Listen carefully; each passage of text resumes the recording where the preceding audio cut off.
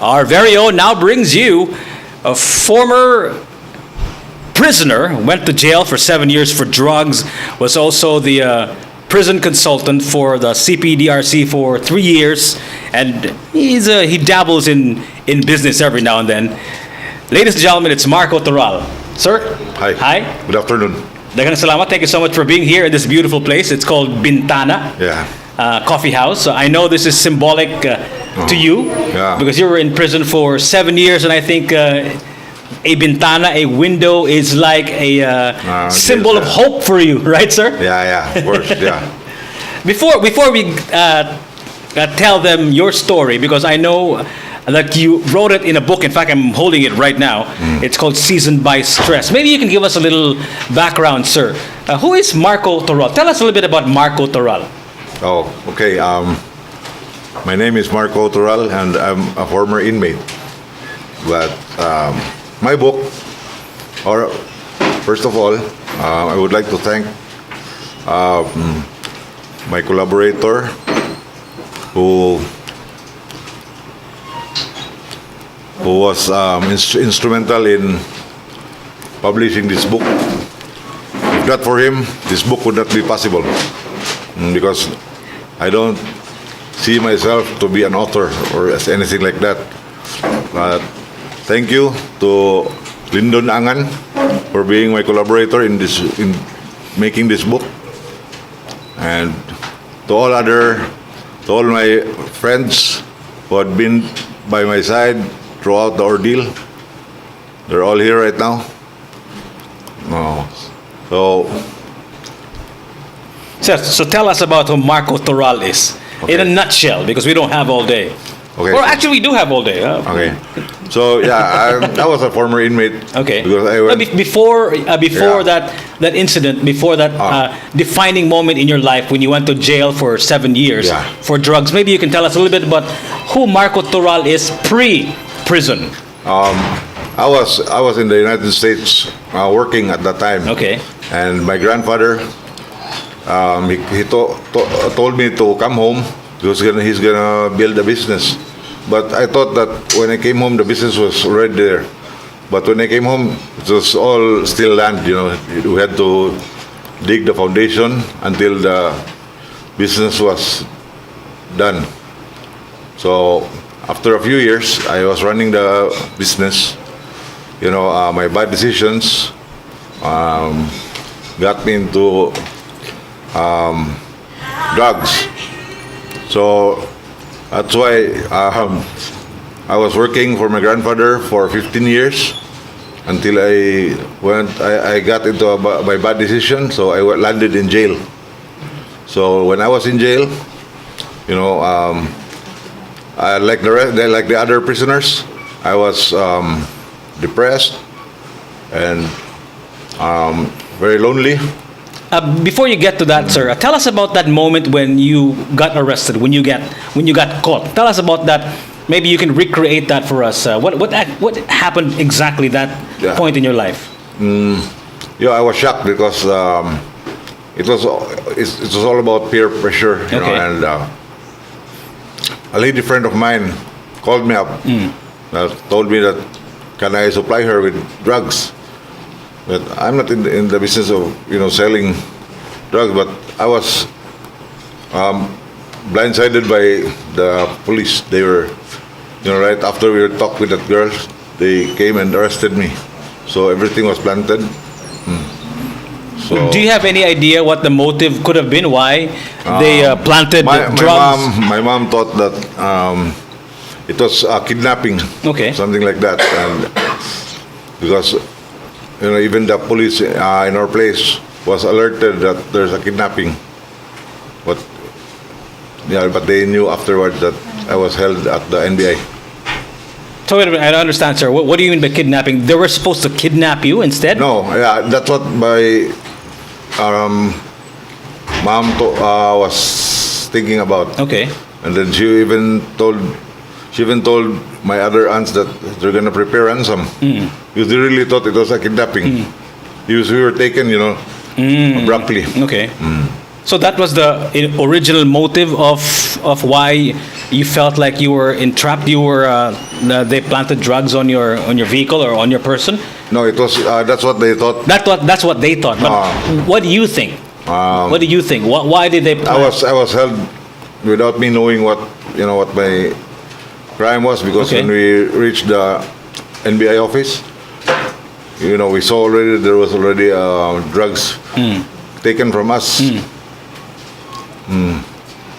So, I was hoping that following day I'd be out because they might arrange the but days passed by, and then it even reached 1 month already. So when they transferred us to Mandawi City Jail, I said, when am I going out? It was like December 10, 2002.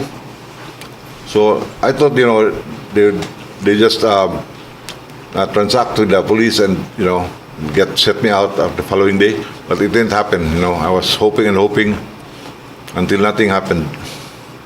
But Until it reached 7 years. at least until it reached 7 years. But you still haven't answered my question, sir. What do you think was the motive?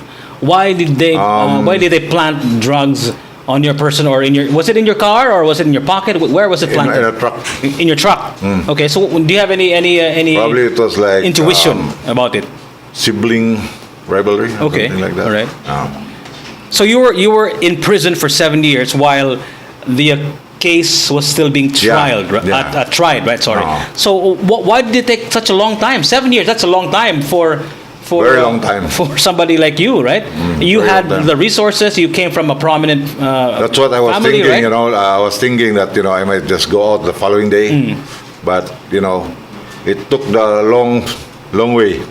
So every time we have a court hearing, it always gets postponed. Like the hearing is today, and sometimes when you go to the court, they say that it's postponed because the judge isn't here, or the judge is doing something else.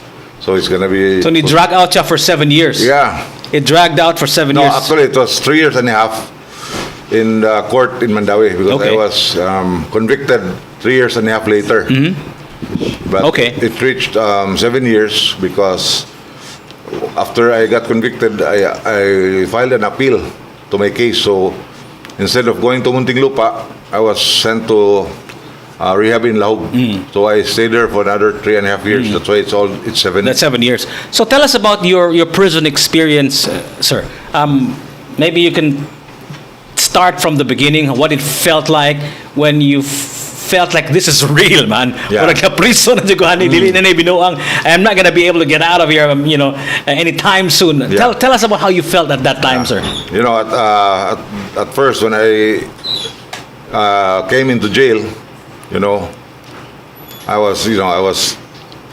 didn't know what to do. I didn't know what's going to happen next. And the worst part was that after a few weeks, my wife, actually Karen is my second wife.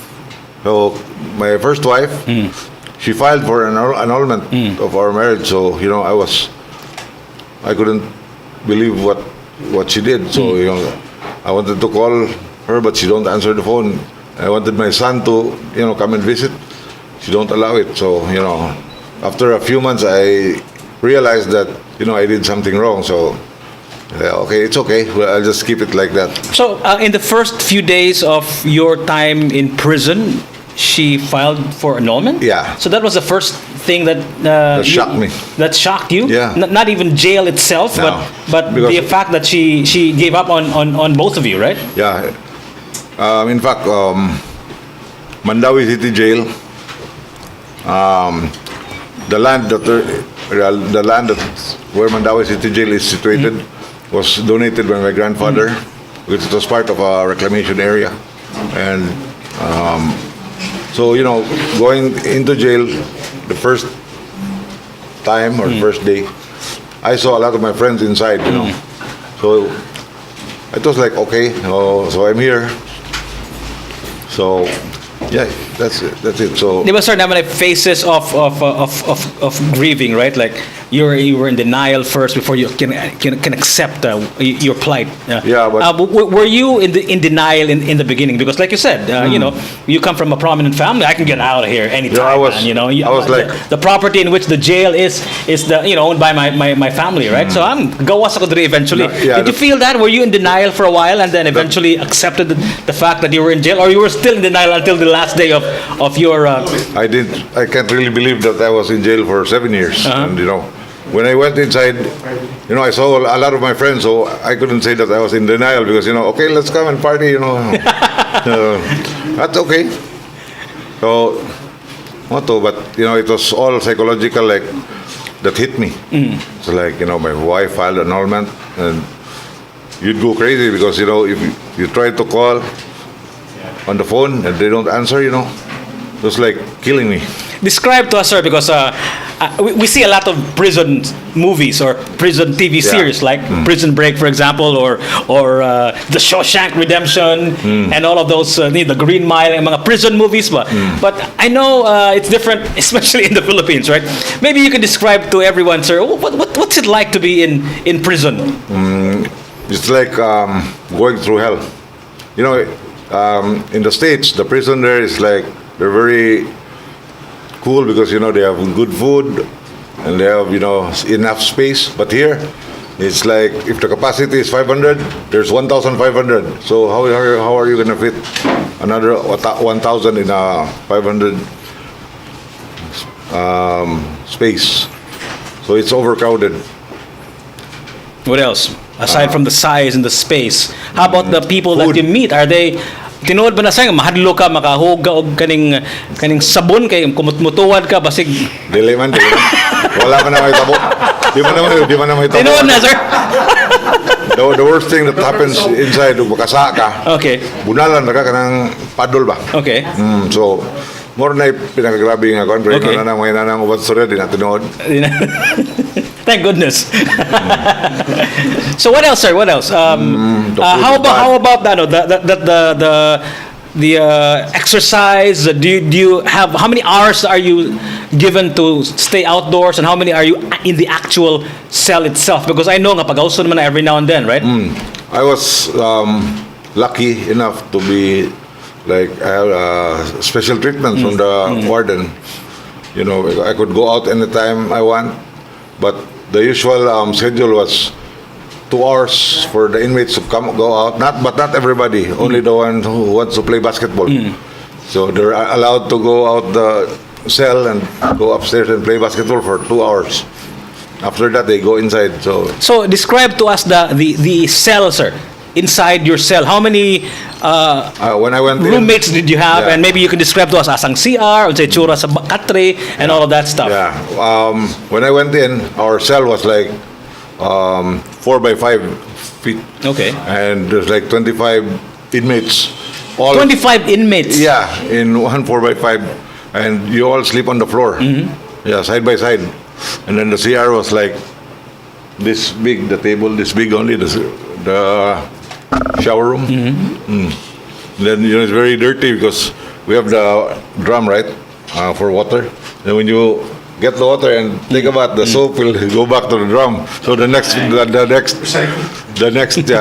inmate is gonna take a bath with the drum that was used before. It must have been extra spicy for you, sir, because you live a relatively comfortable life before Yeah, it was you very went to hard for prison, me. right? Very hard. So medyo basig kaning grabe kay imuhang suffering nito. Tell us about what you were thinking when you were finally lying down with 25 other inmates in that small space, and you were eating the kind of food that they had in prison. Unsay imong paminaw sa rin mo, sir? Because I know in your book, I'm going to reveal some parts of the book.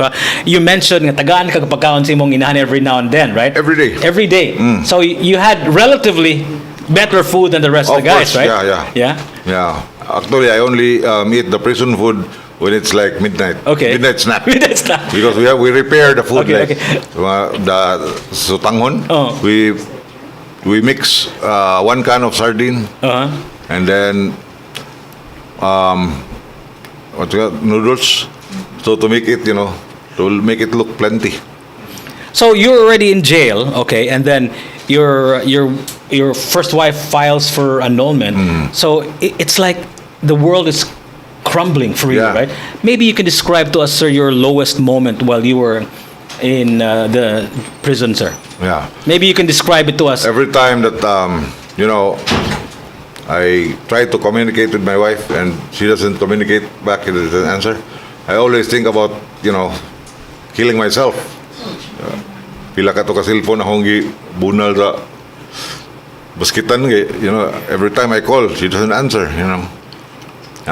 Actually, right after a few months, a friend of mine who Lyndon knows also, John Kubar, he came and visited me in the jail, and he said, "Do, nahutda nag-utong si Pierdo, ano ba?"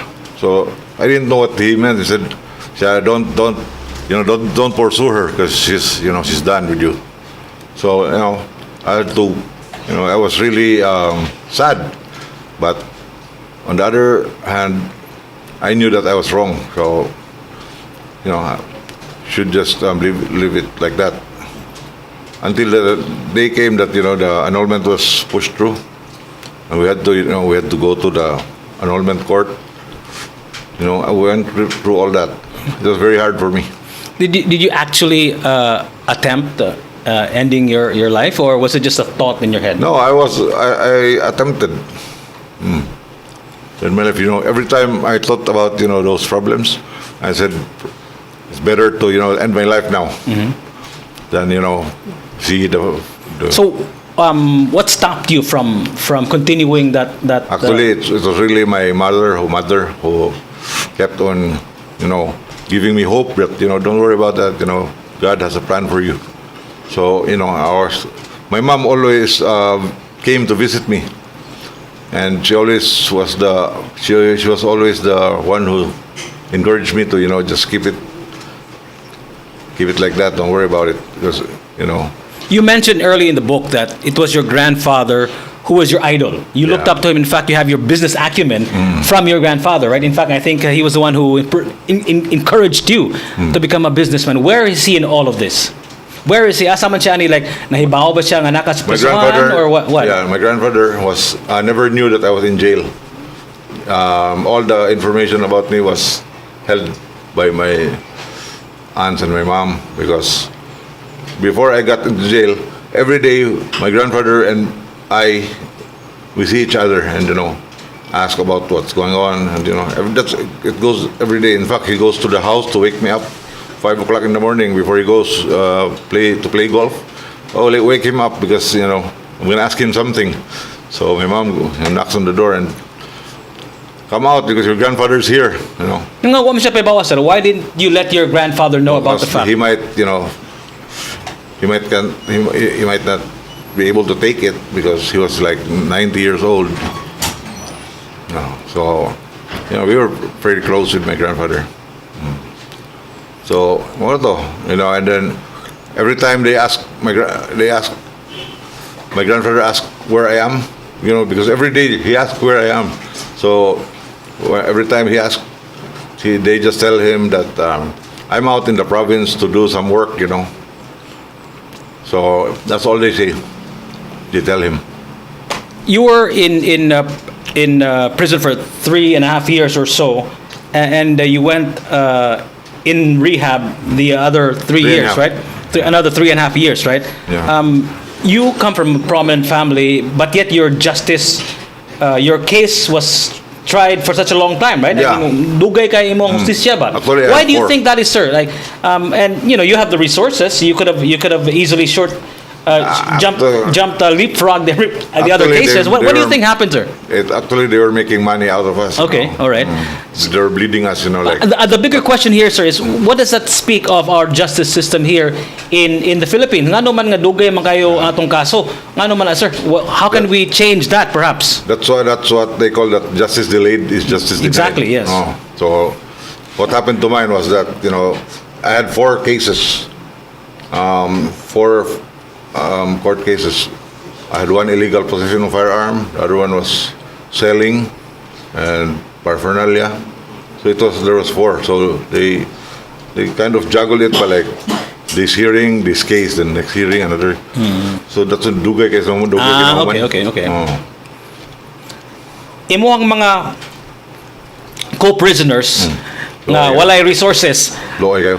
I can imagine they probably have it worse, right? Maybe you can tell us a little bit about how they feel about your situation and their situation. Tungkol sa may madunggan mo, sir. Fight Ilang mga kaso nila. Sila good, like all the other inmates, their lawyers are public attorney's office. Yeah, the PAO always doesn't have enough lawyers to represent them. Because I had my own lawyer. It even took 7 years. How much more for them? So, kung sa PAO lang, dugay-dugay please lang makalaya.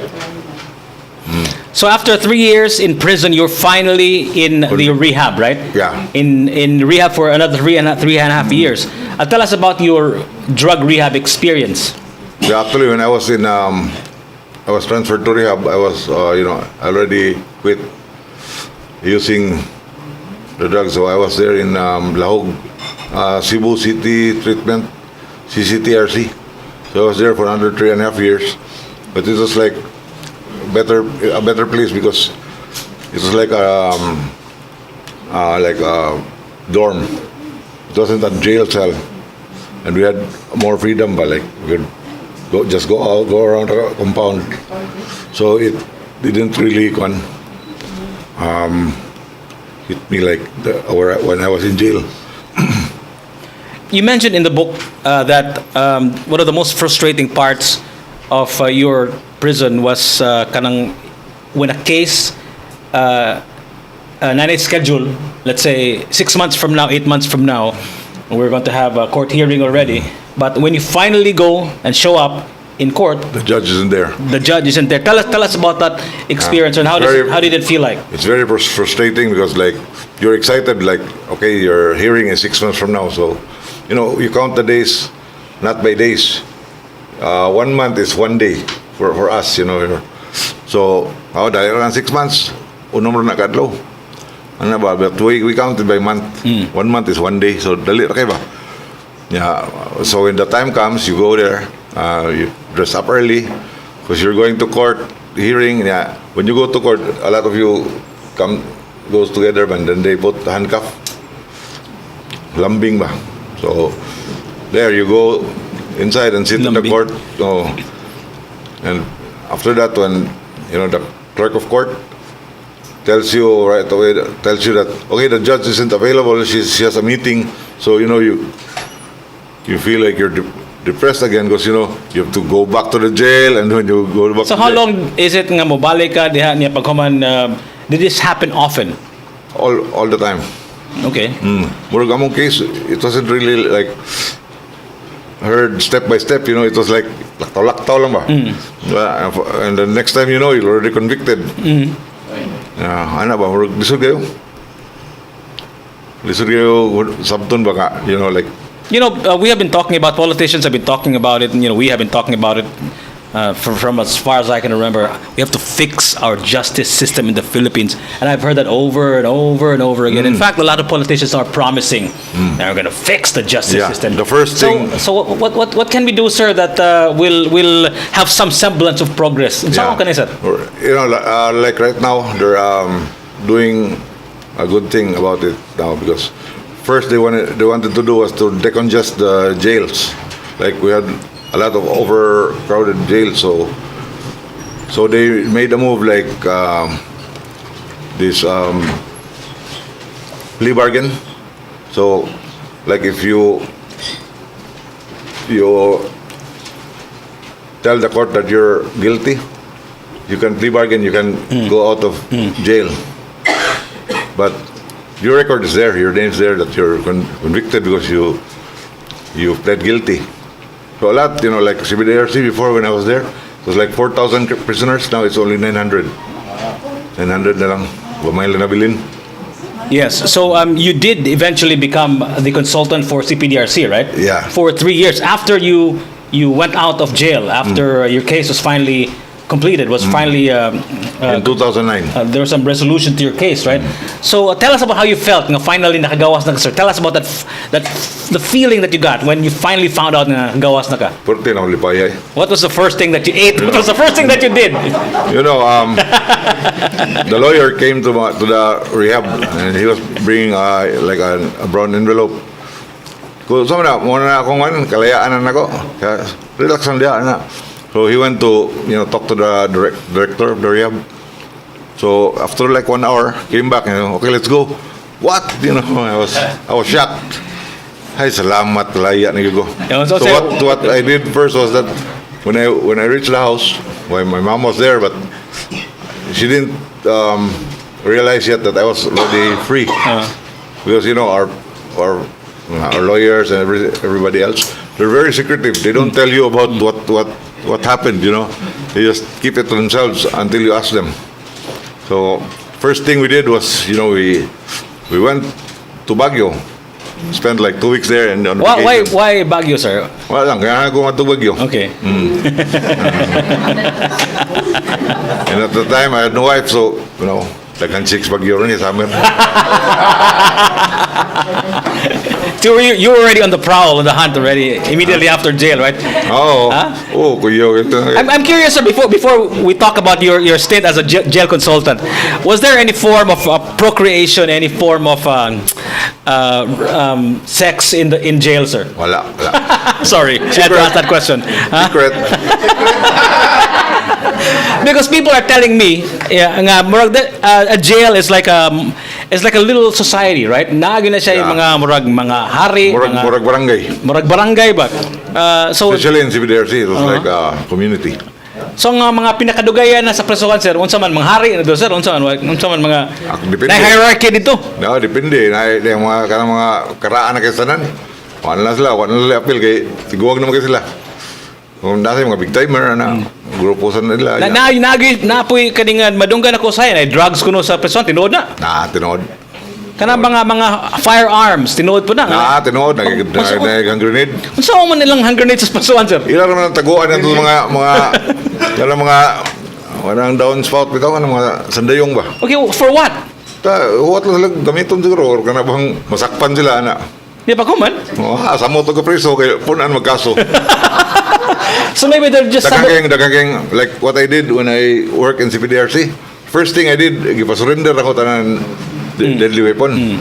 Butang mig lamis sa tubangan, surrender tanan. Sige, tell us about that, sir. Tell us about that the CPDRC jail consultancy for 3 years. Tell us about that job. First and foremost, tell us about how you felt when you finally were offered that job from jail. Dito kag trabaho as jail consultant. How did you feel about it? Buong ligo from inmate to consultant. So mo to istorya nako nga the first thing I did when I stepped in CPDRC, I was looking at the prisoners and I said, "Oh, these guys look familiar, and I know what these guys are hiding." So following day, I told the warden, put a long table in front and tell everybody to surrender all your deadly weapons because they had all kinds of deadly weapons like mga bukog baboy, mga kutsilyo, mga bitaw mo weird kay mga gamit ba, mga tanan tag-askis tanan na mga may kunsal na lagi. Ano ba? So okay, so this is it. This is what we're looking for. Surrender kita. So they were asking me how did I know that that there was like deadly weapons inside. I told them we're the same. I came from jail. They didn't know that I came from Mandawi jail. So I was also a BC-45 gang member.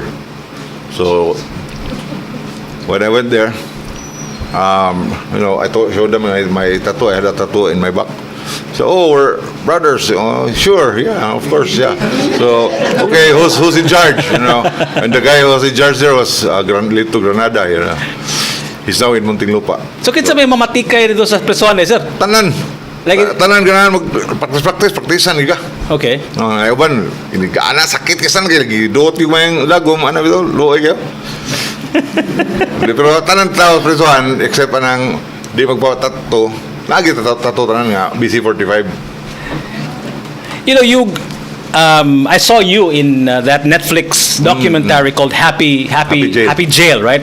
Is that true? Is that Yeah, that's the real is story. being in jail a happy situation for anyone? Why is it I called did- Why is it called Happy Jail? I made it Happy Jail during my term. Okay. Because, when I saw them that they were like they had very bad food, like just like in Mandawi, and they're very overcrowded at the time. So the budget for their meals before was like 1 million per year. So we revised the budget and sent it to the capital. So instead of 1 million, we made it 10 million per year. So that's why everything was improved. Like we had pork every other day, fish every other day, and everything. So all the inmates were really happy. So I told them just cooperate. You know where we came from. So we're all the same. If you have a problem, just come up and tell me. So that's what they did. They just come up to me and sir, ako sa sir, wala mo dalaw na ko. So pagkita na to, So Yeah, you mentioned in Happy Jail that mo na mga advice nga pangayo sa kadaghanan sa mga inmates nga gibiyahan sila sa mga asawa. So ang utan ako myself when I was watching it and I was reading your book, I was wondering unsa kay advice gihatag niya sa nga you yourself your first wife left you mas grabe filed pa ako. for annulment, right? Ito parehas na problema, mas grabe lang ako. So unsa may imong advice nila, sir? Ako, hindi nam dalaw, ay lang padalaw. So mo nito nga amo dayong usaba. Amo dayong kuan nga. Okay, wa mo mga dalaw. Atong panangid ni Gob, si Junjun David may Gob ato panahon na. Panangid ang Gob nga, pwede ta pagpadalaw diri mga inyong mga pamilya. Nga sugot man Junjun, masawalay ko bot. So ipasuod na mo tanang dalaw. Ulipayal gis mga priso nga nasli dalaw like anang kuan lang ba, anang Sabado ana.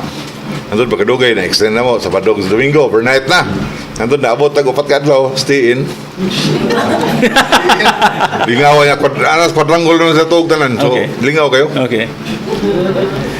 One of the programs of the previous administration during your time that also went viral, in fact, was the dancing inmates, right? In Yeah. fact, there's a video of that has millions of views on YouTube. Ang imo nang ipadayon, sir, right? Actually, when I saw the dancing inmates nga kanang maayo siya nga form of exercise and kuan ba. And it was good for rehabilitating the prisoners. Ato na ipadayon ato lang panindot og samot. So we improve sa namo tahian mo bagong uniforme, donate mag sapatos, gistagana mo sapatos nga bagutan ng mga rubber shoes ba. Tanan priso. Lipay kasi sila tanan. Happy Jail.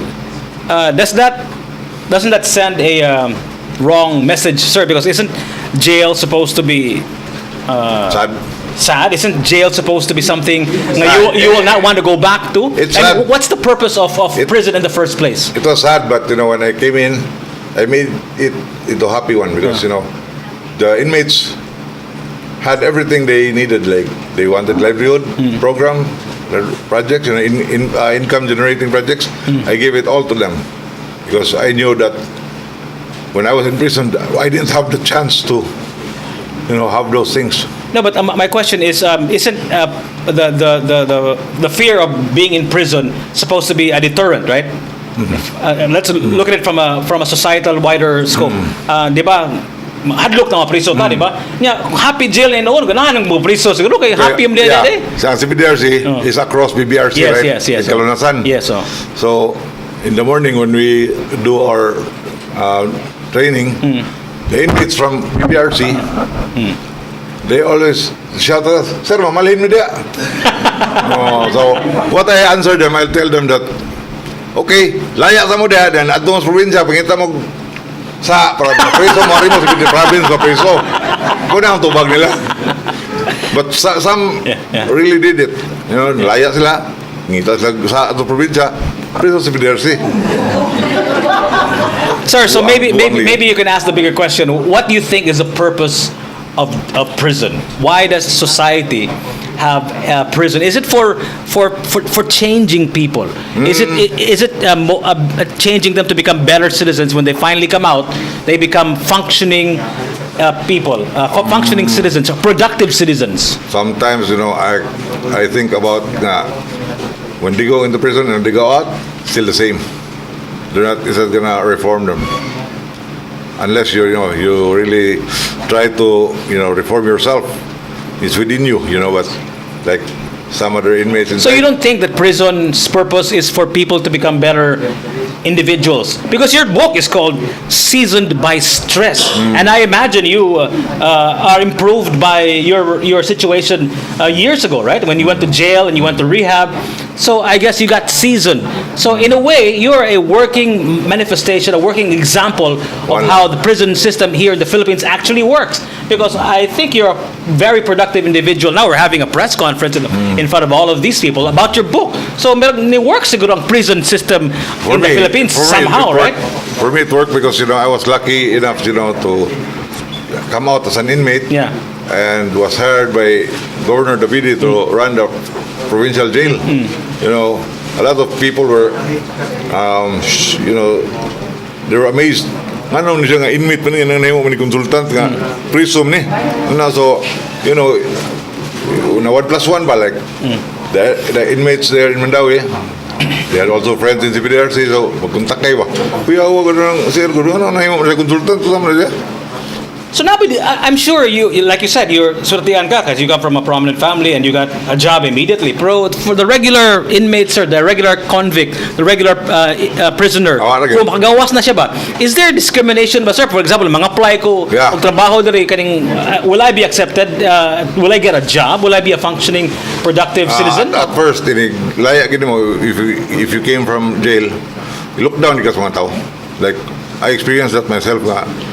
Nigawas ako, ako mga parente, look down, yan ako, ito siguro ni criminal ko daan na ba. So, they look down at you, bakit ito nga ako, nagpabukid lang sa ako.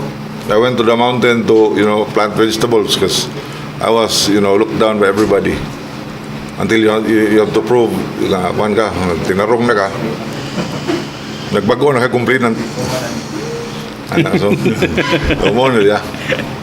So nagpabukid ka for how long was this? 2 years. 2 years? Okay.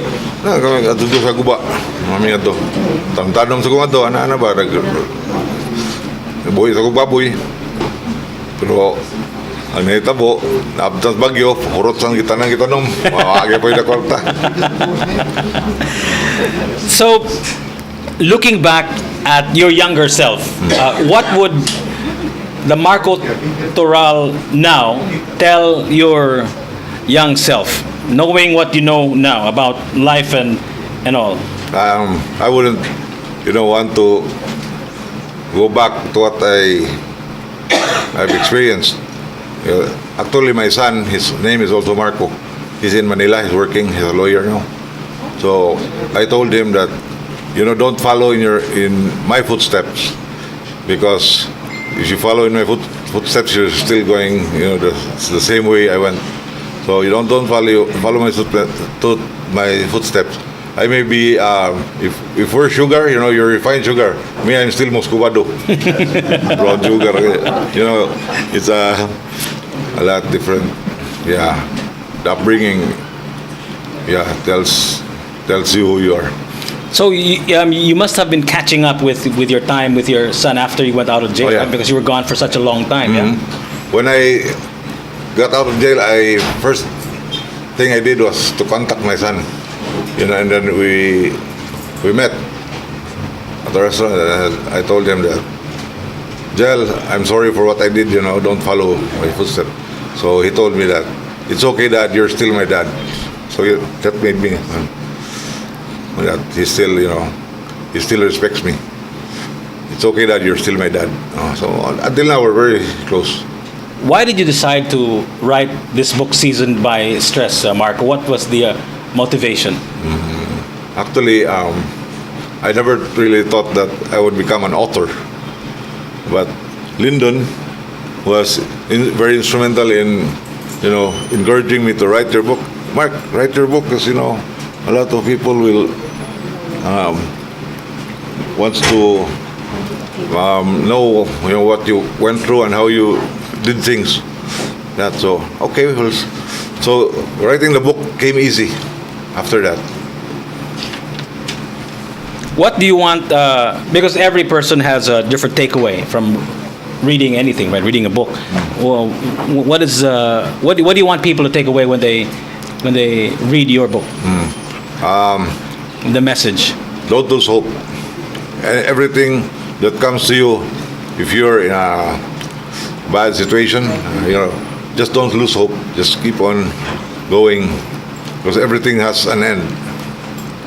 It's all things have an ending. It could be a good ending or bad ending, but it still have an ending.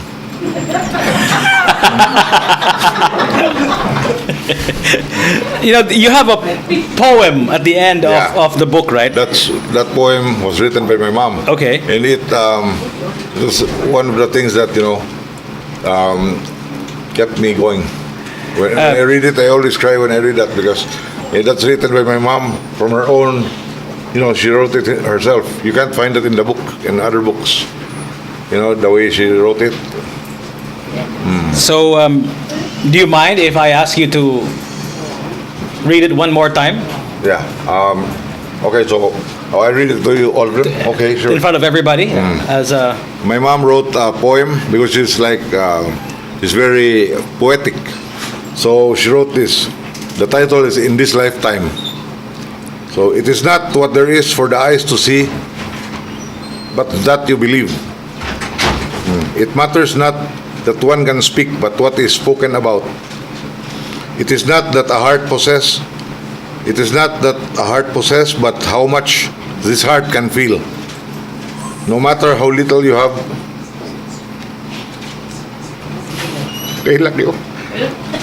The hand that reaches out overflows with love.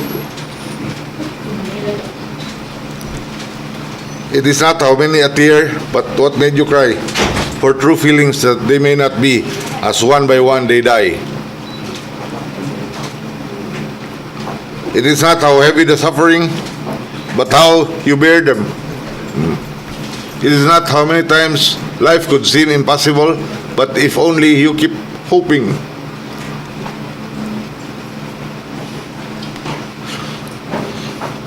It is not how many times the praying, but how you mean them. It is not how saintly or sinful you are, but what made you become. It is not the legion of friends you collect, but how only a few can be true till the end. Thank you so much.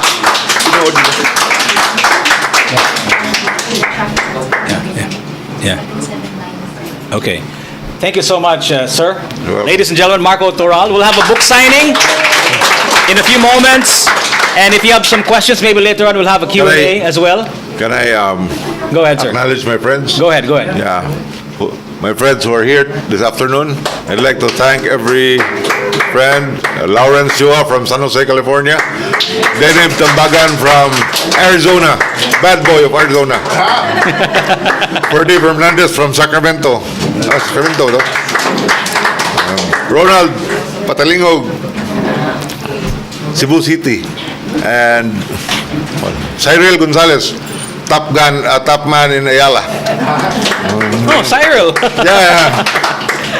Well, kuya di mga life stories nila sa Cyril. Pasok na sa libro niya. Ex-con po na si Juan? Prisoner po na si Cyril? Dili. Nagbago na siya complainant. Yeah, there's a car ko ng 777 ang plate number. It's blocking the Alex area. Bolangita, my friend. I want him to tell what we did in CPDRC that helped the inmate. We had this program, Panawagan.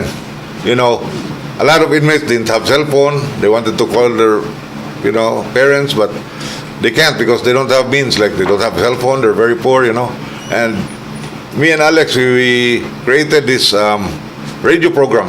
And kinsa tong gusto magpanawagan, like, because in the province they listen to radio, AM radio. So Alex was the MC and said, "Okay, panawagan, we're looking for the parents of this guy." And then suddenly the parents called the radio station. "Oh, where's my son? He's there? I didn't know that he was in there." You Alex, Alex? Dako kitag natabang ato. Nai-auto ko ng 777 ang plate number. It's blocking GAN 7790. GAN 7790. Please, you're blocking the area ko, no? So, later on, in fact, coming up in a few moments, we will have Lyndon tell us about how you can get the book, because I know this is a book that you can't get anywhere, right? In fact, you'd be lucky to be able to get a book. In fact, we have a few units available today, personally signed by the author himself, Marco Toral. So we'll have a book signing now, and maybe Lindo Nangan, the marketing consultant for the book, Yeah. will tell us how they can get. Yes, sir. You're about to say And something. also, I'd like to acknowledge my friends Janelle Quezano, si Ma'am Raquel Herrera. That was cup, Ma'am Raquel. Last cup. And all my other lady friends. And I acknowledge also my wife, Karen. You know, this is the third time that you acknowledge your wife, sir. Yeah, yeah. It's a given, you know. She knows it. We're sports. Okay. Okay. Just like my other friends from America, you know, they're here, they're retired, but we were together in this journey, you know. Like they didn't go to jail, but we were there, you know. We were classmates. We were classmates, all of us. So we have the same problems. Would you given a chance? Would you go back and be the consultant again for CPDRC? Anytime. Give it a chance. Anytime. Even all the inmates now, they're still calling me. When are you coming back? Because if you're not coming back, we're gonna go home. You can see that in the Happy Jail. Thank you so much. Happy Jail. The film was made. You know, it was actual. It was true story. What we told the filmmaker, it was the real thing. We didn't, you know, like. You didn't embellish it. Wala gid. No, wala gid edit. Wa mo gisulti mo ora gid tinuod. Ngano gadadaan magpusila to, sir? Kabantay ko gadadaan pusila to. Asa to? During that happy jail, happy Yeah, jail. because you know. Is it normal? Kuya wala ko gadadaan sa Because pusila. at the back of that door was my office. Okay. Unya, at that time we were already cleaning the jail up. Like I told them, stop all the selling of drugs and everything. Then suddenly 5 guys were caught selling. So I told them that don't punish them downstairs. Bring them all upstairs. So that's why they went in front of my office outside. So mo to gitakalan sila. It's even going viral now. Ito nga kuan mga takalan. Kinukuyapan ba? What's takalan, sir? Anong padol ba? Like Padol. Okay. punishment ba? Okay. Kita ka bastonero to dako iglawas. Thank you so much for sharing your stories there and reading the beautiful poem written by your mother. Thank you so much. Thank you. And I'm sorry for gipahila ka na ko gamay. Sorry so much. Sir. Pirmi mo kumilap. Thank you so much, Marco Toral, ladies and gentlemen. Thank you. Thank you. Maybe you can sit there, sir. Do the book signing later on. But before you go, Lyndon, sir, Lyndon Angan is the marketing consultant for the book. Maybe you can tell us where they can get the book. Maybe you can sit there for a little bit, Lyndon, please. Thank you. Yes, first and foremost, thank you for coming out for this book signing event with Marco. You know, if there's one thing that I remember.